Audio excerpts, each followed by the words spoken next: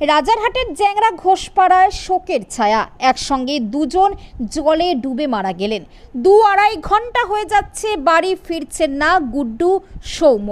চারিদিকে খোঁজাখুঁজি করে পুকুর ঘাটে পাওয়া গেল গুড্ডুর গামছা। পাড়ার যুবকেরা পুকুরে নেমে উদ্ধার করেন বছর 25-এর গুড্ডু ঘোষ এবং 5 বছরের সৌম্যজিৎ মণ্ডলের মৃতদেহ। পাশের এক বেসরকারি হাসপাতালে নিয়ে গেলে চিকিৎসক তাদের মৃত বলে জানিয়ে দেন। স্থানীয় বাগুইয়াটি থানার পুলিশ মৃতদেহ দুটিকে ময়না তদন্তে পাঠিয়েছে বলে জানা যায়।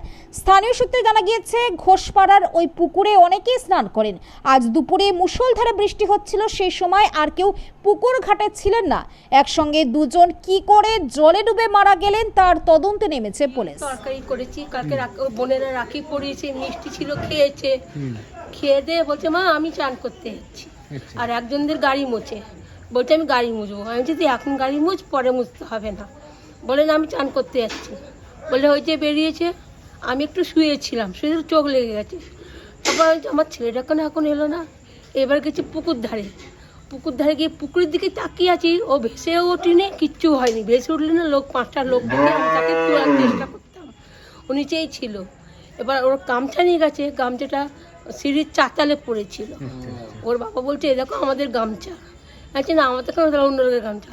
আর একজন এসে বলে, ওকে আমি জোড়া মন্দিরে দেখলাম দাঁড়িয়ে আছে। ওর বাবাকে মুখ ঝুঁক করে জোড়া মন্দিরে সাইকেল নিয়ে পাঠালাম ছেলেটাকে খোঁজার জন্য। এবার ওর বাবা খুঁজতে গেছে। এইবারে তারপরে আমি একটুখানি আমার ননদের ঘরে বসে একটু ওর সাথে গল্প করছি, ওর বাবা যে খুঁজে আসুক। তারপরে আমাদের ওই পাড়ারই একটা বউ এসে চেঁচাল, গুড্ডু পুকুরে ডুবে মারা গেছে। তারপরে আমরা সবাই ছুটলাম, তখনই জানতে পারলাম যে আমার ছেলে পুকুরে ডুবে মারা গেছে। আমার একটাই সন্তান, আমার কোনো সন্তান নেই।